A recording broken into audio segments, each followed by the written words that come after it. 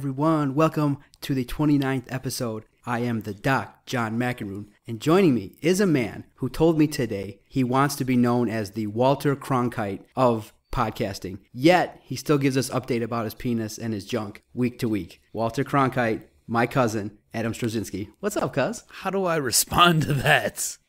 I just want to add a little bit of, educational principles to this show. I want to inform and enlighten, and I want to do it in a fun, meaningful way. Yeah, at the same time, you call me the Us Weekly drama Ryan Seacrest reporter for the stuff that pops into my brain. Oh, dude, you send me stuff via text message that is highly questionable. We'll just leave it at that.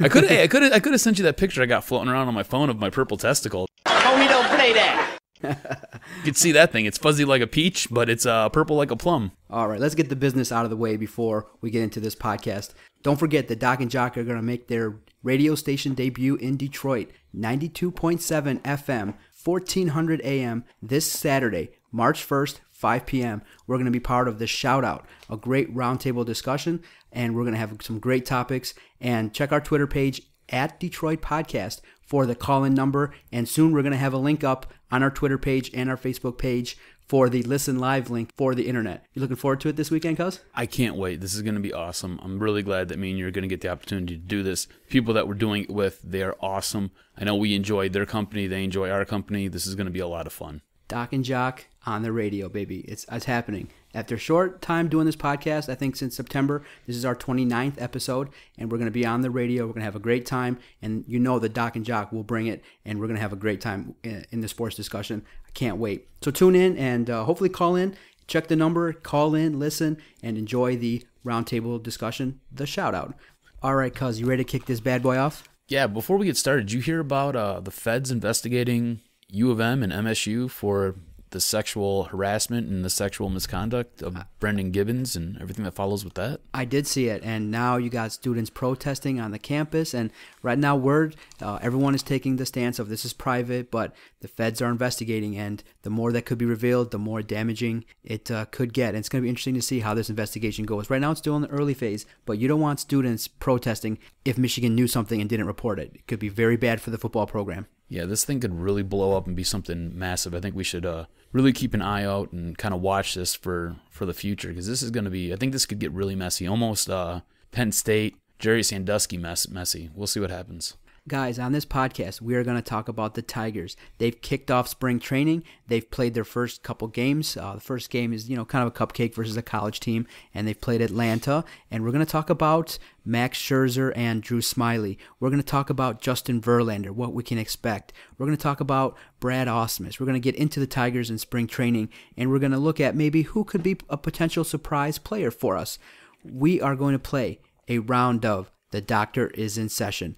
The Jock has lined up 3 questions, and the Doc is fully prepared to give his insight regarding important sports topics. In the second half of the show, because it's at that time in the sports calendar, we are going to hit on the Detroit Red Wings trade deadline. What are we going to do? It's fast approaching. I believe it's March 5th. Are the Wings going to be buyers or sellers? Who potentially out there could benefit our team? Who could potentially be on our roster that may not be come next week? We're going to hit on the Red Wings because Adam is definitely passionate about hockey, and it's at that time, he fought for this, and we're going to talk about it. And hopefully, the Wings came back strong after the Olympics, minus Zetterberg. I mean, I took a beating from you guys out there. Everyone out there kind of seems to be like, you know what, it could have happened anywhere. I'm kind of surprised, but I took a beating out there from the fans, and I even got a message this morning saying, you know what, ease up on the Zetterberg thing. What? Okay, guys, we are without Zetterberg. Let's see if we make the playoffs without him. So I think it's going to be important to see how we play these next couple games after the Olympic break. You ready to kick this off, cuz, with the Tigers? Most definitely. Wings look good right now, by the way, too. Still 1-0? Still 1-0. They're beating up on Montreal. It's a close game. There's about 30 seconds left, so we'll see what happens here. Very good. All right, cuz. The Tigers have started off spring training. We got a lot of questions with our Tigers with a new look roster. We're going to play a different style of baseball this year, and I think we're going to win a lot more close games.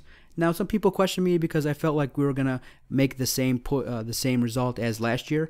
I believe that we're going to get to the playoffs. I think we're going to get to win a round. We'll win a divisional round, but we'll lose again in the ALCS. I just don't think with a first-year manager that we can go all the way and win the World Series. And I know you said World Series or bust, but I think Brad Ausmus this year has a lot on his plate. He's a first-year manager, and it'll be interesting to see how he runs his clubhouse. We got some new pieces. Nick Castellanos at third base. You got Bruce Rondon now stepping up. You got Drew Smyly coming into the starting rotation. Is Rick Porcello going to progress? A lot of questions. It's going to be interesting to banter about and talk about what we expect for our 2014 Tiger. Just to start it off, who do you think on the roster, maybe under the radar, what position player do you expect to maybe be a surprise in the 2014 season? I'm expecting a lot out of the third base position. I think, especially defensively, I think you've got Nick Castellanos, who is naturally, he's a third baseman. They were going to try to put him in left field just so he could play on the same field as Miggy. He's projected to be a solid hitter, a guy who can boom the ball. Not like Miggy, but he's got power in his bat. He's going to be more athletic at third base, which makes you better defensively. So I'm looking at third base to be a definite upgrade over last year. Not saying that Miggy was bad, but I think defensively, he's going to be a plus defender. The player that I expect to kind of wow and surprise and kind of come out of his shell is Jose Iglesias. You've seen flashes of it last year. He made that one incredible catch where he basically ran into shallow left field, almost caught the ball behind his back while riding a unicycle and juggling balls and bowling pins, and then there was flame shooting out of his ass. You've seen things like that throughout the year, just little glimpses. This year we get a whole season of that. So I really expect him to come out of his shell. I expect the fans to really get behind him and really start to appreciate him for what he brings to this team. So basically that whole left side of the defense, I expect great things from third base and from shortstop. I don't think Iglesias has the power to do things that he did last year where he hit a couple timely home runs. I do, however, expect him to get on base. I expect him to put the ball into left field. I expect him to put the ball into right field. I don't expect him to go deep into center. But I expect him to spray the ball around. I expect him to get, first, second, third, pick up a few bases stealing. So I think that whole left side will really impress everybody going into this next season. You know what? The player that I'm keyed in on this season is Austin Jackson. You've seen what happened last year when he was pressing at the leadoff spot. I just think in his mind that he maybe felt the pressure of being a leadoff batter. And Jim Leyland had no choice but to, in the playoffs, move him down, I believe, to the 6th position. And after that, he got on a streak. On base, lots of contact, wasn't striking out as much. So it'll be interesting to see how he comes back in 2014. He has to cut out those strikeouts.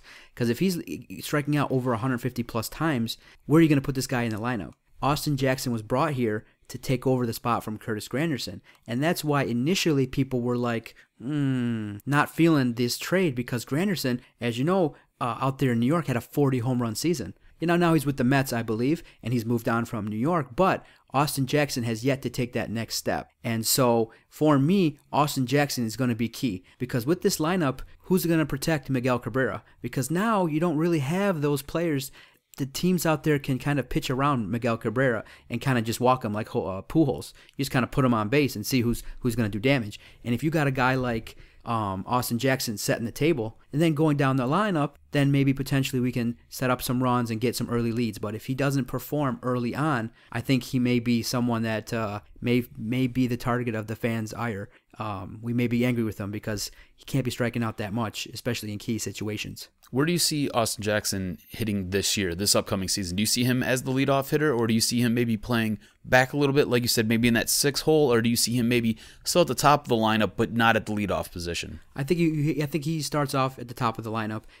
Brad Ausmus will give him a chance to see how he responds with the pressure, but I don't think he'll last long if he starts off the way he did last season. And he got no bad slump. I mean, it was really surprising how many times he struck out and how many times he swung at bad pitches. And that's just something that with this offense is going to be key, is that when the pitchers, the Tigers can't be free-flowing and free-swinging like they have been. They got to be more selective at the plate, and Austin Jackson especially has to be very selective in terms of taking the pitches that are outside the strike zone and hitting and getting his pitch. And he has the talent. He's one of those players that I think maybe it's in his head. Just maybe there's too much pressure, and maybe, he wanted to impress Leland, or maybe he was pressing a little bit. Maybe with a younger guy, with Ausmus, he can kind of talk to him and calm him down, and he can just do his thing. But it'll be interesting to see if he does get yanked, or if he has confidence issues, he might have to be dropped. I kind of agree with you with what he did when he got into a slump last year. I think he was pressing a little bit. I think maybe he was clutching his bat a little too much. I think for him to be most successful, I think you need to put him somewhere right around the 6th spot. It just alleviates some of that pressure, lets him go out there, and you've seen it. He's got power. He doesn't have a ton of it, but he's got power to make timely hits and put the ball out of the park. He's good for average. He hits right around 300, which is outstanding. So I think for him to be most successful, I think you put him at, in the 6th spot, and you let him just kind of take care of business there. You're not looking for him to be your power slugger. You're just looking for him to make contact, get on base, kind of move guys around if they're already there. So I think in the 6th spot, I think he would do his most damage. I don't like him at the top of the lineup. I think you put Ian Kinsler up at the top and maybe Torrey Hunter number 2. If you want Miguel 3, 4, I have no idea who's protecting Miguel this year. I don't know if it's going to be Martinez or not. We'll see. But I think putting him somewhere right around the 6th hole, I think that works out great. Speaking of Miguel Cabrera, that's a great point, cuz that's why a lot of the talk was maybe Nelson Cruz would be a good guy here to come into this lineup. Been a perfect fit to be another home run threat, because basically your other home run threat is Victor Martinez, but he only had like 15 to 17 home runs, and he's still another year older, in his late 30s. So teams are not going to pitch to Miguel Cabrera. He's not going to be getting the same amount of looks that he's got with Prince Fielder batting in front of him. So what do you expect this year from Miguel Cabrera in terms of performance? Do you think he's going to have an MVP caliber type season? I don't think we see I don't think we see a three-peat for an MVP this year. I don't think he has the protection to where he's going to be forced to be pitched to. I think he's got the talent to put up good numbers, and I think he'll be pretty consistent, but I don't think he's going to have an MVP year. This might be the year that Mike Trout wins it. I don't know how you protect him with the roster that they have right now. Like you said, I would really have liked them to seen them go out and get Nelson Cruz, pick him up. He signed, I think, in a 1-year, $8 million deal, which is very reasonable for what you're asking him to do. The guy has a name, he's got big bat capabilities, and he could sit there and he could provide some protection for Cabrera. Going into the season, I'm not sure if you're going to play Miguel at the 3 or the 4 spot. A lot of baseball minds say that you play your best hitter at the 3 spot. You get them as many looks at the plate as possible. Miguel had 2 MVP years playing at the 3 spot. You've seen what he could do. Granted, he had Prince Fielder backing him up, and you were basically forced to pitch to him. I don't know what you do. I really don't. This is where Brad Ausmus is going to really have to show his credentials, show what he's made of, and show why he was brought here. I don't know if he's a numbers guy. I don't know if he's a gut guy. We know Leland was basically a gut guy. I go by my gut. I do what I do. I'm old school with it. Ausmus might be a numbers guy. He might sit there and he might, look at baseball schematics and just go through statistics and say, hey, we're going to play you at the 4. I feel you're going to be better at the 4. We're going to put Martinez behind you. And maybe that's the way they go. Maybe it works out. This year is going to be really interesting. Very interesting, especially for Cabrera. How is he going to respond, especially after having that surgery to repair his groin? How good is he going to be now trying to reacclimate himself to first base? How good is he going to be, not just in the field, but at the plate with all this pressure? Because he's now the big guy. He doesn't have anybody else to back him up. He's the stud at the plate. How is he going to deal with all that now? So this year is going to be very interesting. I think so too. And I think, you know what? Miguel Cabrera is the least of our concerns. He'll perform. He'll put up 30 home runs, 100 RBIs, no doubt. And the important thing is this. Just stay healthy for the playoffs. Because even when he was hurt, the impact that he had at the plate, he's still getting singles, key hits. I mean, he's, like I said, arguably one of the greatest hitters of all time. And we're enjoying him in Detroit, and hopefully he's likely going to get a large contract. And that'll be something for us to debate, is whether he should get that contract. But Miguel Cabrera, he's locked in. He will do fine. It's the other pieces around him that is going to be very interesting to see. How well does Torrey Hunter do at the 2 spot? Because he's getting up there in age, going to be 39, pushing 40. Torrey Hunter is a guy out there that with a lot of experience can continue to teach Austin Jackson and continue to be a glue-type guy in that locker room. I really think that the players really gel to him, and he's a great player in that locker room, and I think he'll have a good season. Now, switching gears to the pitching staff.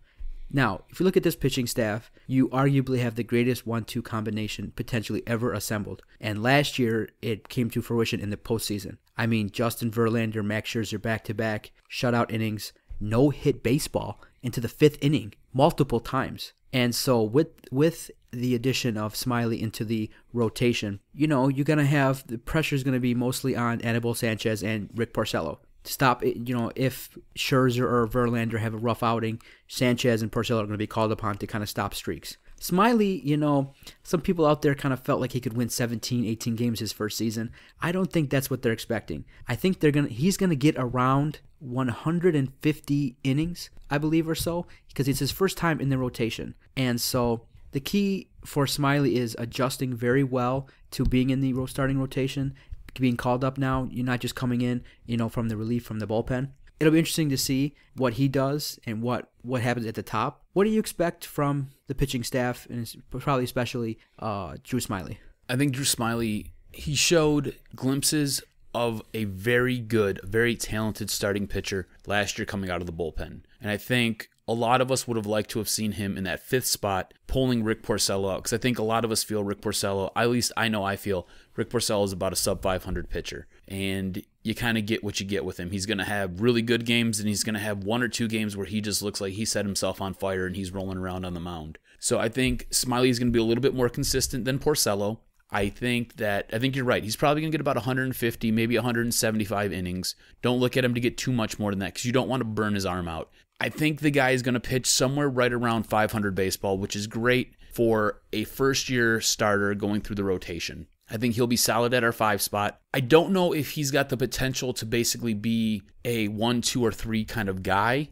That's going to remain to be seen. You got to remember, this is his first year going through a starting rotation. So you don't want to lump a whole bunch on him right yet. But I think this guy has a lot of talent. I think he will solidify that 5th spot. If Porcello sits there and sets himself ablaze, don't be surprised if Smyly comes out of spring training and moves up into the rotation and you see him pitching in the 4th spot and Porcello's back at the 5 spot. I don't have a lot of faith in Porcello. I would have liked them to have traded Porcello, kept Fister. I really liked Fister. I had a man crush on Fister. Plus, he's got a great name, Fister. So I think Porcello will be solid. I think he'll hold it down in the 5th spot. I think he'll pitch somewhere right around sub-500 baseball. I think look for him to have an ERA somewhere between 4.5, maybe 4.75, somewhere right around there. Expect him to probably be a 7 strikeout per 9 kind of pitcher and have a solid whip. Nothing great, nothing that you're going to be like, oh my God, his whip's 0.8. I don't know. I'm a statistic nut. So look for his whip to probably be somewhere right around 1.2,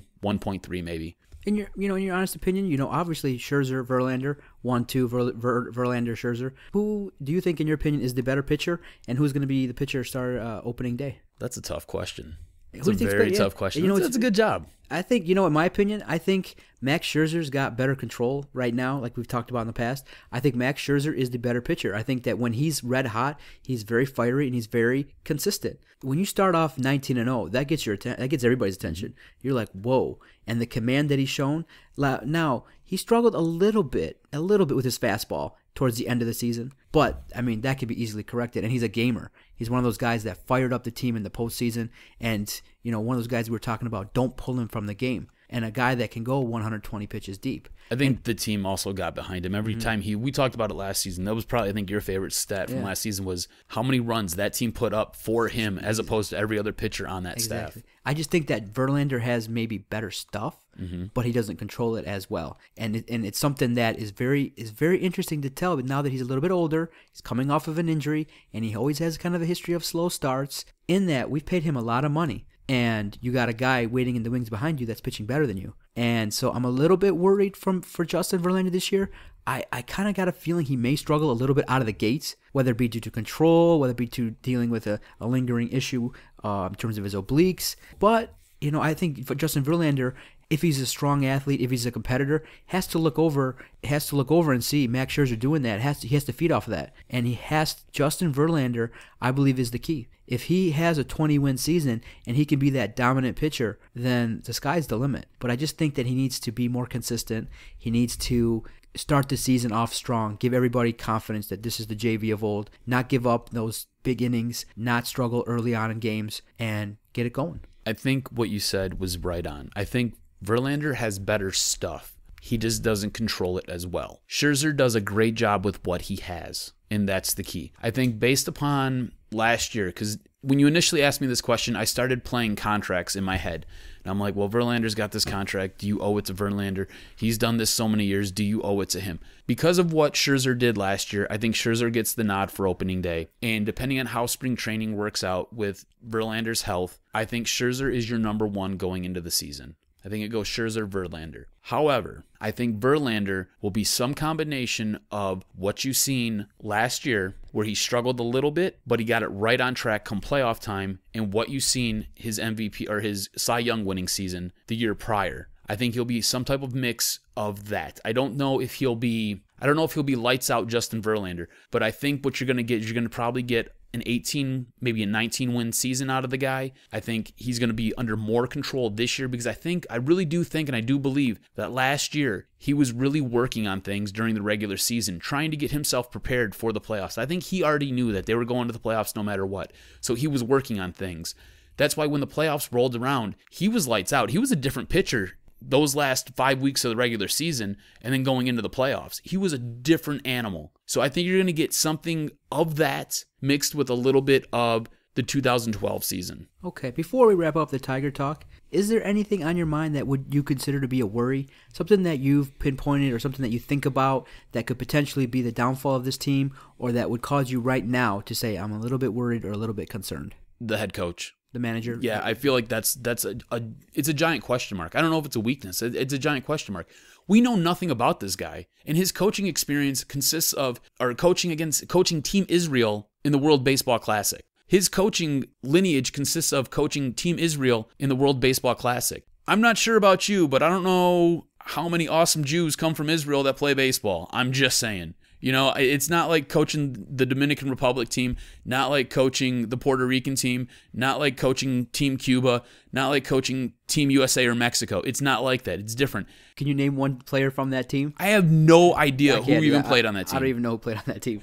So it's a giant question mark. It's what is his management style going to be like? What is his in-game management style going to be like? How is he going to prepare these guys? How is he going to prepare himself? From everything that I've read and from what I understand, he's a player's coach. So I think the guys will get up to coach or will get up to play for him. I think he's going to be a little bit more hands-off than say Jim Leyland was. And those guys love Jim Leyland. They played their hearts out for Jim Leyland. I think he's going to be a little bit different than that. That being said, I think he's a player's coach just like Leland was. I just don't know what he's going to bring to the table because Leland was very good with some of the X's and O's in baseball. Do you even use X's and O's in baseball? I don't know. I know football and basketball you do. But anyways, he was very good with that. He was very good at managing that clubhouse. What is Brad Ausmus going to do? Is he a good manager of personalities? Because that's really what your job is as a manager. You manage the clubhouse. You make sure these guys are happy. You make sure they come to work, and you make sure that they perform. You know, what happens if, Cabrera's slumping sometime right around mid-July? What's he going to do? How is that going to work out? Because like we've already talked about, you don't have another power bat in this lineup besides Cabrera. So if he slumps during mid-July, do they sit there and they go on a losing streak for 10 games? And then what? Cleveland's on our ass, and we might not, possibly make the playoffs. That'll be the talk around town. So I think he's a giant question mark. I don't know if he's a weakness, but he's what scares me. I have a little bit of concern too, but you have to look at the managerial staff that he's assembled. Omar Vizquel, you got Gene Lamont, and you have to remember, Jim Leyland is also remaining on this staff in some capacity. So he'll have to have some input, and I think when times are tough, I think Ausmus will be able to talk to Jim Leyland. And I think one of his biggest roles, will be on the field issues and looking at mentoring Brad Ausmus. I think that they're going to kind of insulate him and let him do his thing, but at the same time, he's going to have a strong mentor just probably a couple offices down to help him. So I don't think it's going to be that big of an issue. He's a baseball guy. He's seen it all. He's seen other managers. He's seen several different styles, and I think he'll demand accountability, and I think he will be a steady first-year manager. I just don't think he's a World Series caliber manager. I mean, it's very rare that happens in your first season, but he's been given the keys to the Ferrari, so he better know how to drive it. He better not stall the gears, and he has to have his players improve. And I think if that happens, then he's got a lot of potential, and he could be one of the great managers for the Tigers. All right. I think, oh man, I'm so looking forward to baseball. March 31st, spring training. I just wish they could just fast forward to opening day. Are you going to be down there this year for opening day? I'm going to try to weasel my way out of work and try to get down there because, all eyes look at you when you start asking for opening day off. Like, dude, you should have already had it off. I know. I'm trying to get it off, but you're down there this year. You better come find me. Or I'll come find you, and then we're going to the boob bar after. Oh, sounds good. That's the plan, dude. Last 9 years running, bro. That's the plan? Yes. You get wasted, you go and get a free hot dog at the boob bar, and have a good time. We'll tell some stories maybe in the next podcast regarding opening day stories. That'll be awesome. Yeah, we'll tell some funny opening day stories because I got some. That'll be a good topic. Keep that in mind. Opening day stories. They may be X-rated. Oh, Lord. All right, after the break, we are going to play a round of The Doctor is in Session. Stay tuned.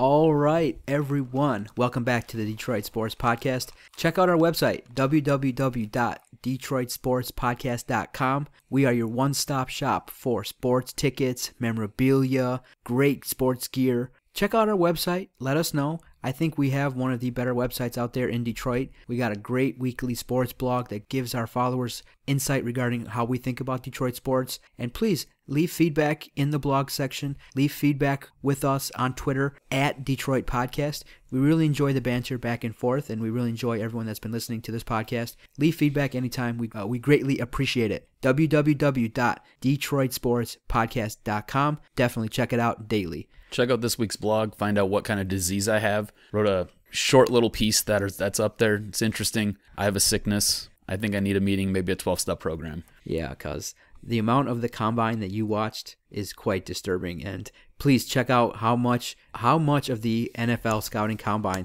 the Jock watched over the weekend. He must have a very supportive wife to be able to sit and watch that amount of guys running and jumping. My goodness. She started watching, man. She liked it. She enjoyed it.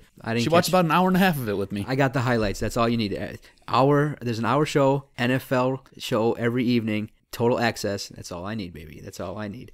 You ready for the Doctors in Session? The real question is, are you ready for the Docs in Session? I'm always ready. Let's do this. Let's kick it off. But to be the man, you gotta beat the man. And I'm saying, woo, right here.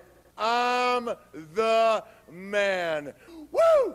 All right. So there's been a lot of talk in the NBA circles about a 4-point shot. Would you like to see the NBA and basically all of basketball incorporate some type of a 4-point shot or possible expansion of the court, making it slightly longer and wider? Well, this is one of those situations where we have to say, for those of you who don't know, I have not heard of this. A 4-point shot, how would that work? Would they just put another line behind the 3-point line and make it 4 points? It's pretty much what would happen, and then Josh Smith would just hang out there and just chuck the rock all day long, making it go clang. Oh my gosh, him and Brandon Jennings are probably like writing letters to the league. Please, please put this in. Are you kidding me? Absolutely. This is probably the dumbest thing I've ever heard of. I'm a traditionalist, so even when they changed it to the 3-point, to add a 3-point, you remember because way back in the day, there was no 3-point line. And so basically you've created a specialty, guys that can just shoot the basketball. If you can shoot the 3, you're going to find yourself, if you can shoot the 3 above a 45% clip, you're going to make some decent money. And some of the greatest plays in NBA history just last season, Ray Allen's 3 in the corner. Are you kidding me? Now you could add a 4-point play. I'm not into that. Let's just keep basketball as is. And I think if basketball wants to improve, you want to improve the officiating. You want to improve the parity in the league. You want to improve the Eastern Conference.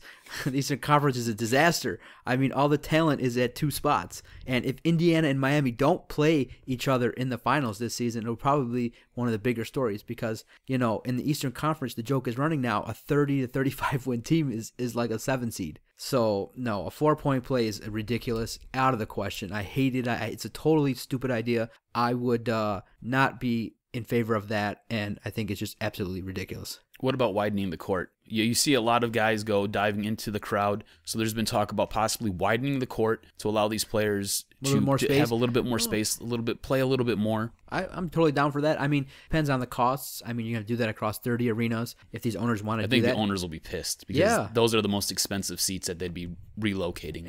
And then you're relocating seats. I wouldn't be down for that. I just think the game is great. I think there's some other areas that the new commissioner will have to attend to, and no, that idea is ridiculous. Absolutely. All right, question number 2. How do you do? How much would you trade for Jim Harbaugh? There were rumors and speculation that have been confirmed that the Cleveland Browns contacted San Francisco inquiring about the services of Jim Harbaugh. If you were Lions GM, how much would you give up to get Jim Harbaugh? Now, and what would you give up? Yeah, there's 2 parts. One is the question of, is he high maintenance? Is he one of those guys you would want to bring into your organization? And he's a winner. So I answered the question. He's a winner. Now, is he a diva? Yes. Does he bring with him a lot of the bravado, the machismo, the I'm the smartest guy in the room attitude? Yes, he does. If you can't handle that, that's not the guy. And he's going to be one of those guys, if you bring him to your team, you're going to have to prepare to give him a lot of control and a lot of say. But if he's one of the rare coaches, I believe he's the first coach to take his team to at least the NFC Championship game 3 years in a row.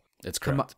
Come on now. You got to be kidding me. That's amazing. That is amazing. And he's done a great job at Stanford. I would give up a first-round pick, maybe 2, to get him on my team. Now, if he has a chance to go to a college team, compensation, whatever his buyout would be, I'd pay it. I'd pay it because he has a track record. And you can't find too many coaches out there that have that track record. And I believe he's going to win a Super Bowl soon if he stays with the 49ers. I think it's coming around the horizon. I think he has a great style of football. Smash the rock, play good defense, have a good team, be consistent, don't make too many mistakes. So that's a guy I would bring to. I would deal with his diva status. Now, the question is going to be: does his diva status wear off on his players? It doesn't seem to be. His players seem to love him and respect him and have a lot of affection for him. But his act could wear thin with fans and with the media in terms of if they don't win the Super Bowl. Now, if he's a consistent top 4 coach but doesn't get over that hump, how would you react? How would you respond? But I would trade first-round picks. I would trade great players to get him into my organization.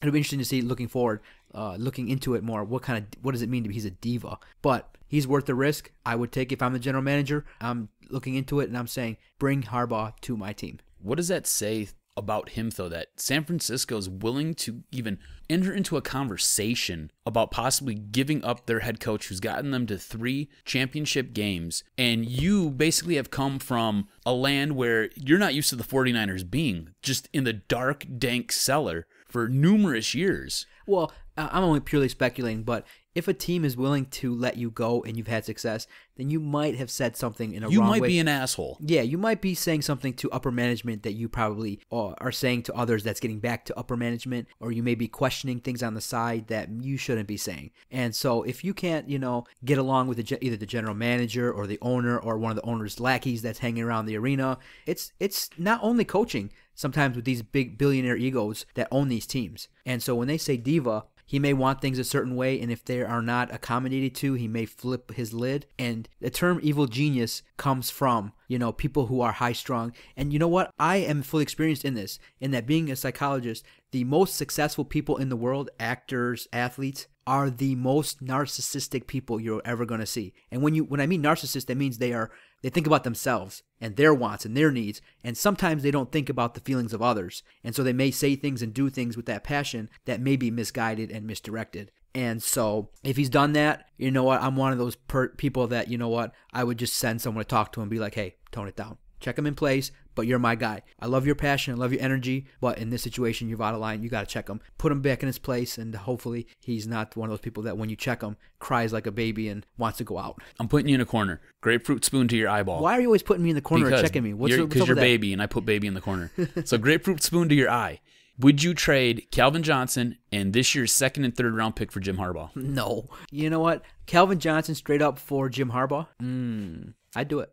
Calvin Johnson, no picks, straight up for Jim Harbaugh? That's a great question. It might be tweeted out shortly. I am going to say yes. You wouldn't throw any picks in there? What if It took a 2nd-round pick to make that happen? Calvin Johnson plus a 2nd-round pick, I'd have to have some meetings. I'd have to have meetings with ownership, managers. That would be tough. It's very interesting. But if I thought I could get that Super Bowl guaranteed here in Detroit, I'd do it. Yeah. I'd do it because I'm all about winning. And we haven't won with Calvin Johnson. And Calvin Johnson's now 28. Clock is ticking, and he may start breaking down physically. So Calvin Johnson from 2 years ago, no. Calvin Johnson today, might think about it. All right. So sticking with the Lions, we know that I watched a ton of the Combine. Read the blog, you'll find out right around how much, then add maybe about an hour or two to whatever I have written in there.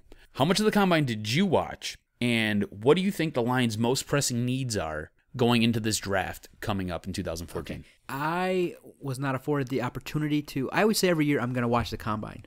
I'm going to sit, I'm going to watch it. I say I'm going to watch it, but then other things come about that it just distracts me from it. And after the first couple players run their 40-yard dash, do their bench presses, I like to kind of peek in on the bench press and see how many reps they can do at, I think, 250 pounds. So I like to check 225. Okay, and then there was a kicker this year that took part in it and got everyone all riled up, and I was excited. Like, oh, kicker did it. But I can't sit and watch 6-7 hours of drills. I just can't do it because it doesn't excite me. It doesn't do nothing for me. I like to watch the wrap-ups of the Combine. And so I like the fact that Michael Sam held his own. He did very well. I like the fact that Taylor Lewan kind of impressed. Wait, hold on. You think Michael Sam did well? No, in his interviews. Oh, in his interviews, yeah. Yes, he did horrible at the Combine. Yes. His performance physically and his numbers at the Combine, not great. Very bad. But he handled the questions. That dropped him probably a round or 3. Yes. He did bad. That was not good. And that's an interesting point with Michael Sam in terms of, this whole hoopla. Is it getting to him? Interesting. But in terms of the Combine, I kind of watched the Michigan State connection. Darqueze Dennard a little bit slower than Gilbert, and so I thought kind of not bad. Darqueze Dennard did very good, but Justin Gilbert impressed, and I hope that he is there for us to take at 10. Cornerback, for the Lions, there's been talk of either drafting an offensive lineman, cornerback, or a wide receiver. So those have kind of been the 3 big areas that have been talked about, and I don't believe that Sammy Watkins will be there at the 10th pick. His numbers were too great. He's fast as lightning. He'll go in the top 7, I believe. He'll be gone. So after that, not too many others that wow me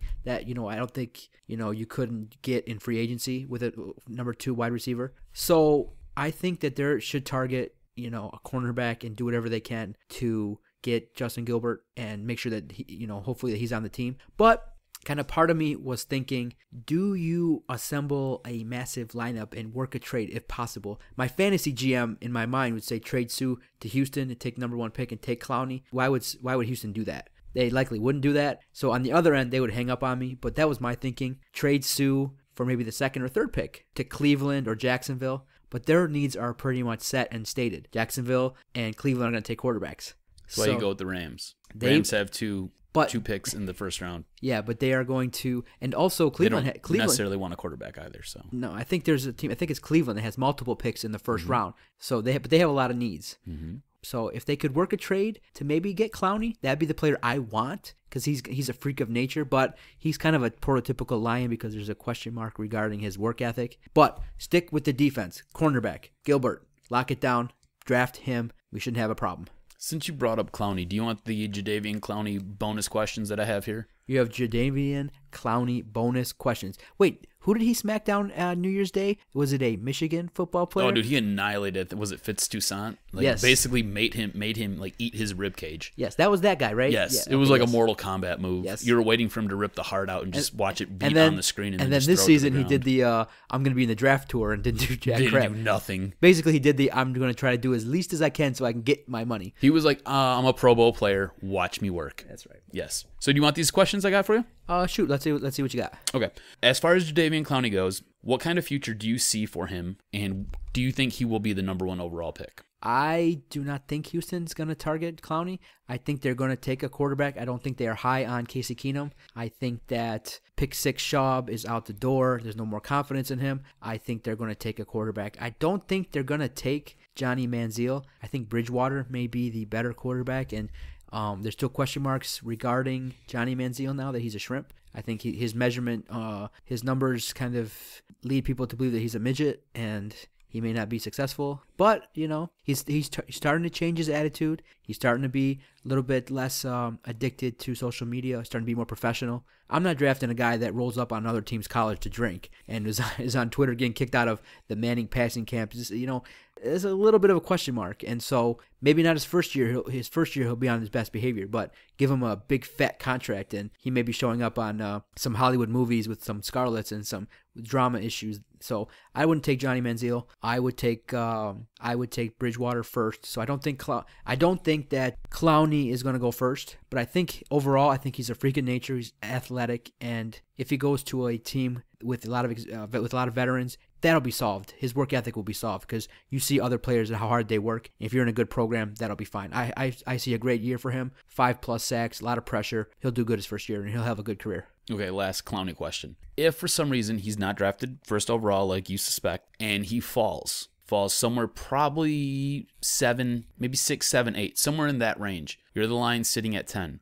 To move up into that area, you have to trade basically a first and a third. Do you flip-flop ones, give up your third, and then go get Clowney? So now you have basically the best front four on defense in the football. I do it. Yeah, I do it. You got Ansah on one side, Clowney on the other, Fairley and Sue. I mean, that's a pretty talented line. That would do a lot for a rookie safety if they get him lower in the draft, or through free agency. And that might improve the players they have on their team. That would be a move that would be interesting. I'm definitely going to be watching on draft day. But I don't think the Lions have the gumption to make those kind of moves. They don't make moves like that in the first round too often. And to get a guy like Clowney would take some maneuvering. I need you to trust the Zand man. Trust Brian Sanders, baby. If they do it, I'd be interested. You have the draft status in front of you? Tell me who's drafting 7th, 8th, 9th. Yeah, check into that and tell me who they are, and I'll tell you what I think, if it's possible. All right, so I got it right here. So Houston's number 1. St. Louis is number 2 from Washington. Number 3 is Jacksonville. Number 4 is Cleveland. 5 is Oakland. 6 is Atlanta. 7 is Tampa. 8 is Minnesota. 9 is Buffalo. And 10 are your Detroit Lions. I think Buffalo would take him. Buffalo with Jim Schwartz would not pass on him. I think he would evaluate him to be pretty high probably and wouldn't take him. So Buffalo may be a good trade partner. Atlanta, they've had a rough season. And possibly Oakland too. Oakland likes freaks of nature. Yeah. I mean, I know Al Davis is dead, but the way that place picks up guys and trades guys and does shit with the supplemental draft, I mean, they like athletes there, whether you can play or not. They do need a quarterback though. Interesting. It'll be interesting to see. But I don't think the Lions would make that move, and I think they need somebody that can address it. They need to fill the need at cornerback finally, and I would think they would be crazy not to. You know what? They would have to probably, looking at this, they would have to probably move up to 6 or 7. If he falls, they'd have to move up to 6 or 7 because Atlanta needs defensive end, Tampa needs a defensive end, Minnesota needs a defensive end. Buffalo really doesn't, so you're going to have to move up into the 6, 7, 8 range and possibly look to pick him up if he's still there. Gotcha. So I don't know if that's possible. All right, well, that's all I got for you. I mean, that was a lot. You did a very good job. Impressed with you today. Oh, very good. Thank you. I got your respect. No snide comments, no insults, no bad text. Great. Nothing in my ears coming through, so I'm very happy. Thank you very much. For those of you who don't know, John was talking mad shit over the Twitter machine the other day, so that's what that's in reference to. Yes, and so some of you laughed at our comments at each other because I was annoyed with his voice, and he made a comment regarding my voice, got me all sensitive. I was actually annoyed with my voice too. I was not feeling well. Yeah, and they wouldn't let me kill his mic, but it's okay. The producers are nice here, but they've been good this show. No one's in my ear, so I'm pretty happy. The guys in the window are enjoying the show, and they must be busy on Twitter looking at porn. I'm going to check on what you guys are looking at over there in the computer. I like girls daily. All right. After the break, we are going to talk about the Red Wings and the trade deadline. Stay tuned for Red Wings Talk after the break.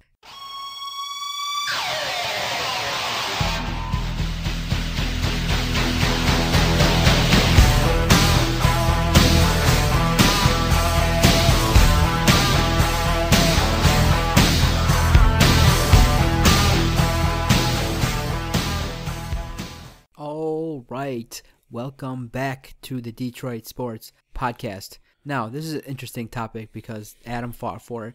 He was touting the sports calendar. We got to talk about the Wings. We can't talk exclusively about the Combine, where I sat and watched over 30 hours in the last weekend. We need to talk about the Wings because it's important for the sports calendar. And I need to carry a segment because you don't know anything about hockey, Doc. So we need to, can you do some preparation? Thanks. I really appreciate that, cuz. Some of that was said. Yes.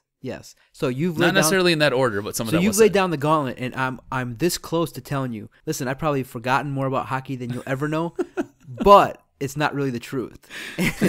So I want to say that, but it's not the truth. In all honesty, the reason why I'm not the quote-unquote hockey expert is I really hate Gary Bettman, that short midget that I feel has killed the league in terms of I don't believe any of his moves have done well. I loathe him. I'm one of the people that boo him when he comes out during the Stanley Cup celebrations because not 1, 2 strikes that you were a leader under. So you've killed my love of hockey a little bit. You know, I grew up watching hockey back when the Wings played Edmonton and couldn't get over the hump. And Wayne Gretzky would just do his thing.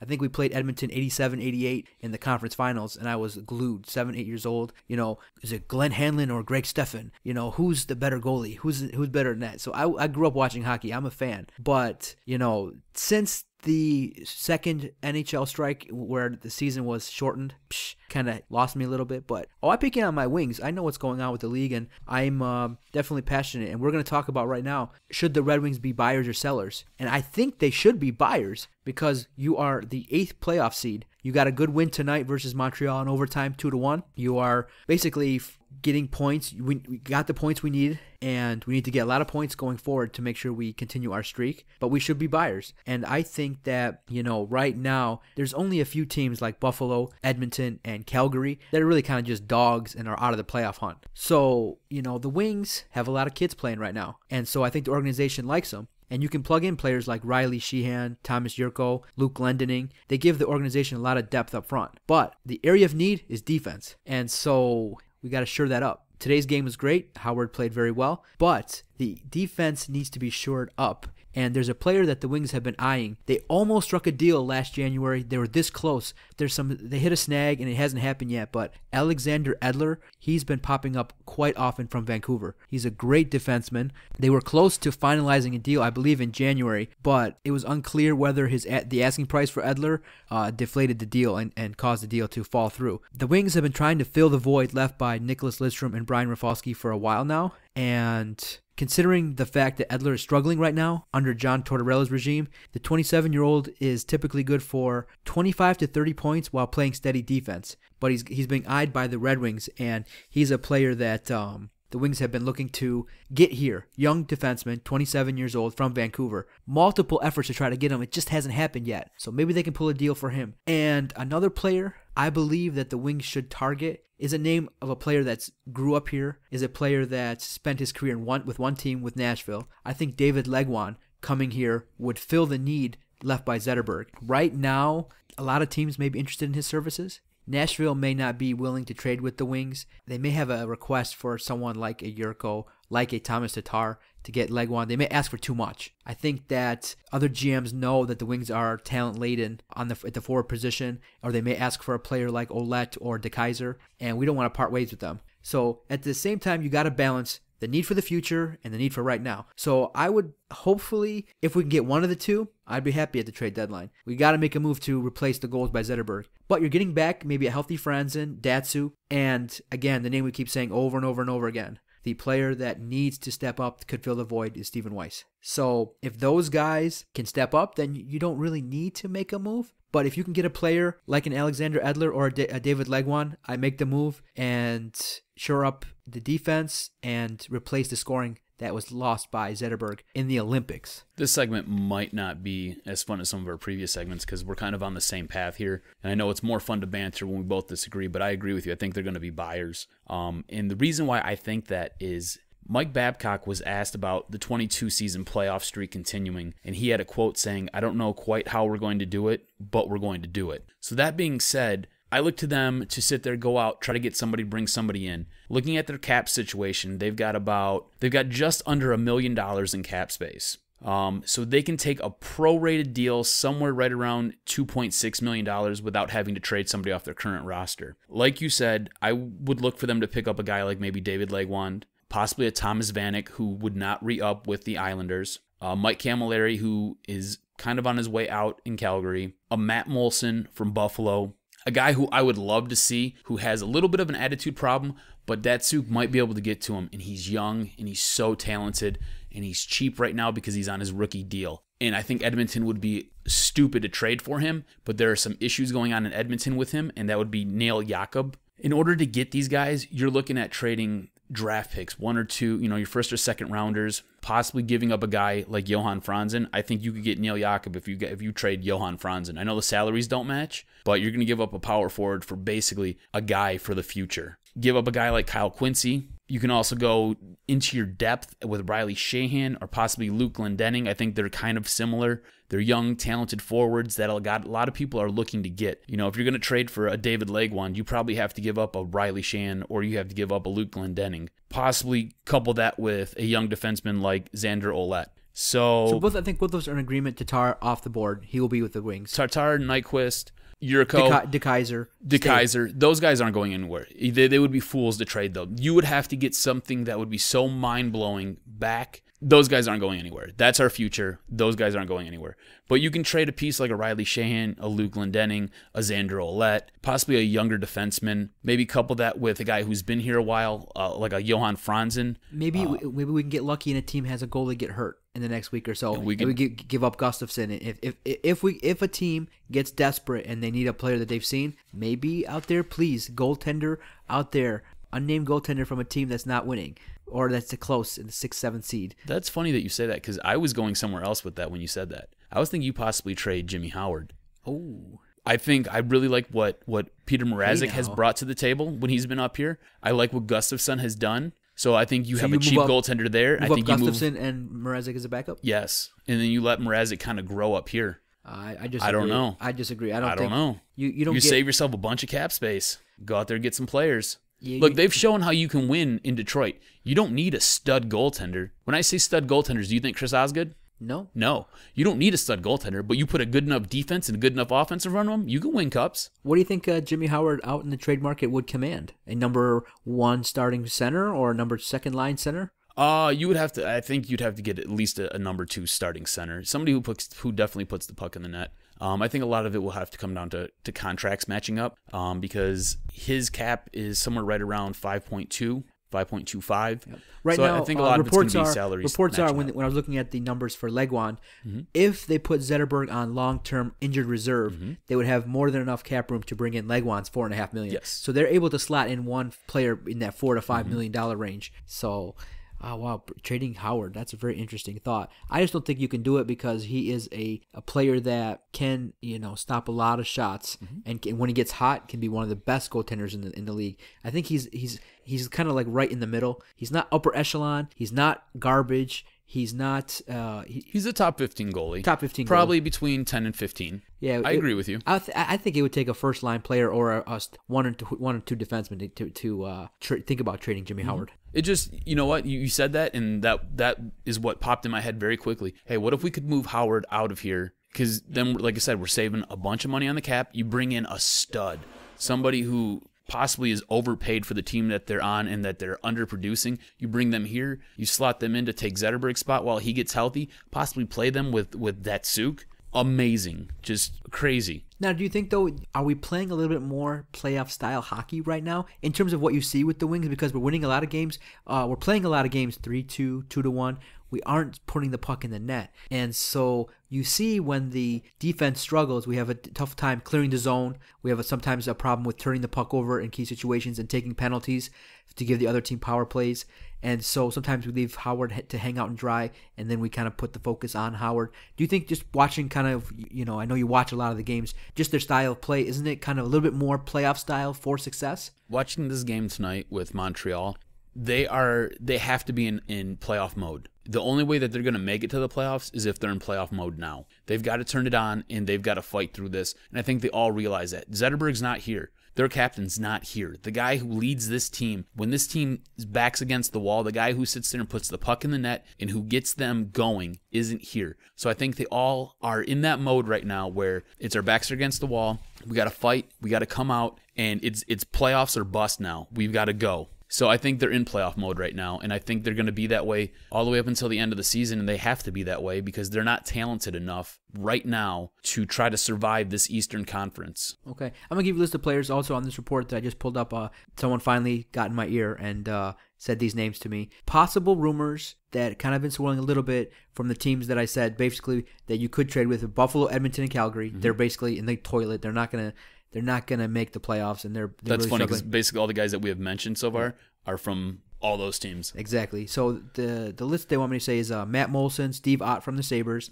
I don't like Steve Ott. Steve Ott's not a goal scorer per se. So I seen Steve Ott as well, and I was like, ugh. Alice Hemsky from the Oilers, Mike Camilleri and Lee Stempniak from the Flames, Devin Setaguchi from Winnipeg Jets. That would be great to get Setaguchi here. He used to kill us when he played for San Jose. Brad Boyles from the Panthers, and Thomas Vanek, as you said, from the Islanders.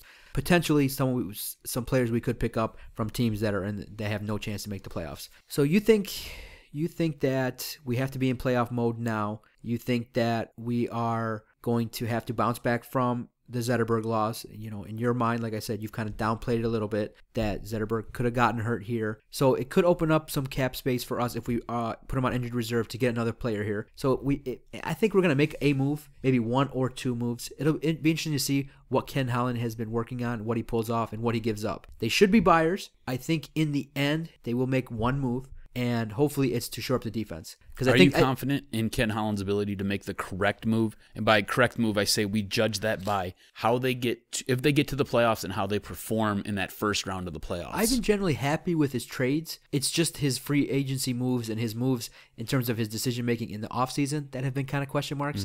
So I like the moves that he makes. I like the fact he brought in Alfredsson. You can kind of see that he's a glue, that he's someone that's still putting the puck in the net at his age. And when they struggle, they kind of look to him. So I'm happy with the Alfredsson move. I'm confident. I still, you have to give Ken Holland credit. This is a new era with the Red Wings. They're kind of navigating their way in the new salary cap era. They're still in the playoffs. They make runs. It's just they need to kind of make a push to fully commit to the young players. I don't want to trade any proven young player. I think that you just need to maybe give up a first-round pick, maybe multiple picks to get the players that you need. I don't know if they'll give up a 2014 first-round pick to get someone. They've that's kind of been their MO. They kind of give up the first-round picks because they're always in the 30s anyway, and their scouts are so amazing that they they plugged Zetterberg and Datsuk in like rounds 4 or 5 or whatever. I'm not specific. 6 and 7. Yeah, lower rounds. Zetterberg and Datsuk, lower rounds. So I have confidence in the scouting department, but they should make a move. They should consider getting a defenseman. So I'm making the push for the Vancouver defenseman. Get him here. Get him a fresh start. I think Edler would be a player that would fit in here, would fit in the second group, and would... his cap number would fit. Cap number would fit, and I think that he would fit in well here. So hopefully Vancouver is a willing trade partner. They don't ask too much. But I'm starting to like this kind of thing with the Wings. Grit. They've always kind of been the 1 through 4 seed. They've done well, and they've been in the playoffs so many years. I kind of maybe like them kind of coming in under the radar. 7, 8 seed. Maybe they could upset. I don't really think, my rational brain doesn't think they could probably get out of the first round. They could make a series of it, 6, 7 games. But this is something new. We get to the playoffs, show some grit, win a first round. Hey, you never know. Maybe this team could be one of those teams where Cinderella story. Why not the Wings? I definitely like the young talent that we have. I like the way the future looks. Future looks great right now. I think it's very impressive what Ken Allen's been able to do. I just really wish, like you said, his free agent signings have been very questionable. I don't understand why we have a Samuelson. I don't understand why we have a Cleary. A Bertuzzi, he looked good tonight, but overall, he's been a scratch or a healthy scratch for numerous games. Let the kids play. Let them get that experience. Let them be your 3 and 4 line players. I don't understand why you need to sit there and load up on all these older, aged veterans who basically don't contribute. But I think the future looks good. I think we need to make a move, like you said, and I think they pull that trigger, and I think that they do get into the playoffs. And I think, like we said, playoff mode right now. And I think we judge this on how they do that first round. All right. I've waited all week, cuz. It's time for Jock Slams. For those of you who are new to the podcast, the Jock has a lot of anger in that little body of his. He has been filled with prescription medications for the last week. He has been angry. He has issues with dealing with his problems. And so I give him the opportunity, I give him the floor to vent about anything, either in the world of sports or in his life or anything at all, to get it off his chest in something we call Jock Slams.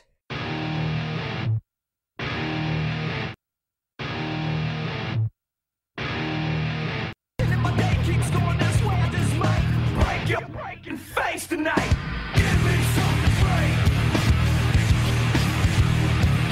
Give me something great.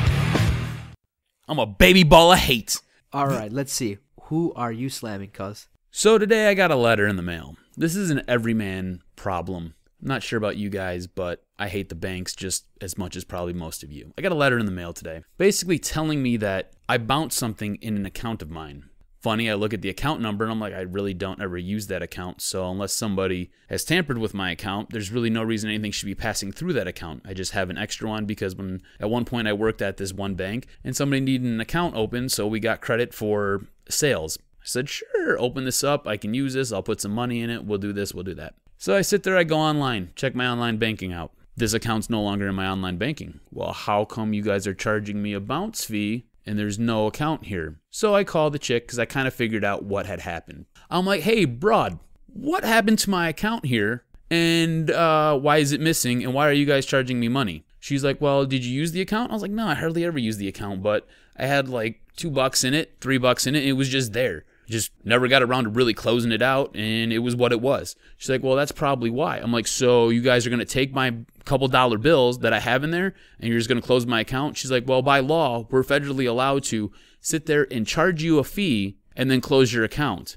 So what had happened was the bank basically took my pennies that I had in this account, closed it out, then said that I owed them money. Then what they did was they waived whatever else I owed them after they took my money, shut my account down, and they won't refund me my dollar bills. Now, it's not a lot of money, and that's okay. That's good, because if it was a lot of money, I'd probably lose my mind. It's a principle at this point. The bank is now sitting there taking my dollar bills, my hard-earned dollar bills, for an account that I didn't even want in the first place. I just did it because my bank that I was working for at the time needed an account so we could get credit, so we didn't come in underneath our sales. You're going to take my dollar bills and close my account, and then tell me you can't give it back to me. I used to work there. I know how it's done. You have a goddamn general ledger ticket where you could refund me that cash in another one of my accounts. Don't tell me there's no issue that you can fix here. Get out of here. What is wrong with you?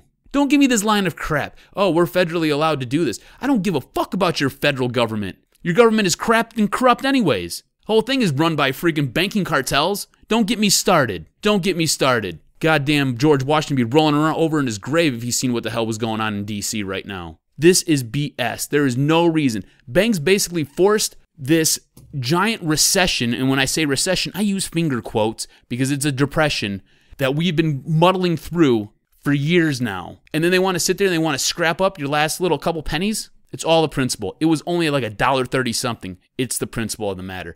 What pisses me off is its principalities. You need to take my dollar something. You want to take my dollar something for what? You have so much money, it's retarded. You don't need my dollar something. Give me back my dollar something. And don't tell me that there's nothing you can do. Don't tell me that. I know there is. I used to work there. I understand how it goes down. You grab a general ledger ticket and you just write some numbers on it. You guys got a giant account that's full of money. Believe me, I looked up the account number before. It has almost $500 million in it. I know what it's got. And all you do is you just recycle money in and out of it. So give me back my $1.36. I hate you. All that for bank, I'm slamming you. All that for $1.36. It's the principle, man. It's a principle. It's $1.36. It's the principle of the matter. Wow, cuz really?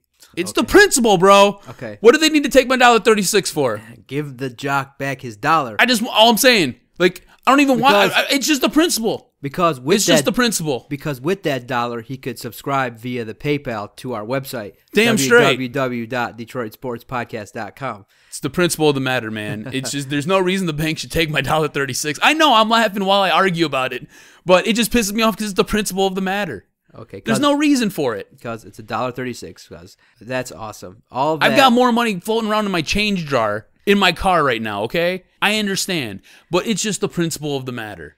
And then her attitude on the phone really pissed me off. I wanted to come through and I wanted to choke her. Made me so mad. Bam, bitches. All right, cuz that was awesome. Another great Jock Slams. The Jock does not fail to deliver in this segment. Cuz before we get out of here, a quick Twitter reaction to our question. At SpartanDE said to us in terms of our question regarding trading Harbaugh for Calvin Johnson. Mm-hmm. No. Hashtag regressing to the ticket questions. At Komakazi21 says, Sue, yes. Matt, maybe. CJ, no way. Without CJ, you may as well cut Matt and start from scratch, which may may not be the worst idea. And at Bacon Shark says, I would not only no longer be a Lions fan, but I'd have to reconsider all Detroit sports fans if that happened. Thank you guys out there for responding. We'll give you a shout out. Thank you. We are regressing to the ticket cause That's scary. No, all due respect to those guys, but I think it's a fair question. I think everyone, that's a polarizing question because Calvin Johnson is the number one player on the team and everyone's loves him. But it forces you to really sit there and think. That's why I brought it up and I sat there and asked it to you because it really makes what's more important, having that superstar athlete or having that coach has been proven a winner? I think it's a great question. I think it deserves to be asked. The tweets are coming in. Lay off the drugs. That's when we move out of Michigan and adopt some other state's team. Jeez Louise. So I think this question may be upsetting to our listeners, but what are you going to do? It's where Calvin's held. High esteem. What are you going to say? That's interesting. Listen to episode 29 and hear our thoughts. Thank you out there for listening to episode 29 of the Detroit Sports Podcast. For the Jock Adam Strozinski, I am the Doc John Macaroon. Thank you. Go Tigers. You're going to take my dollar bills and close my account. What the hell is that about? Might as well just come punch me in the dick right now. Give the Jock back his dollar. Give the Jock back his dollar.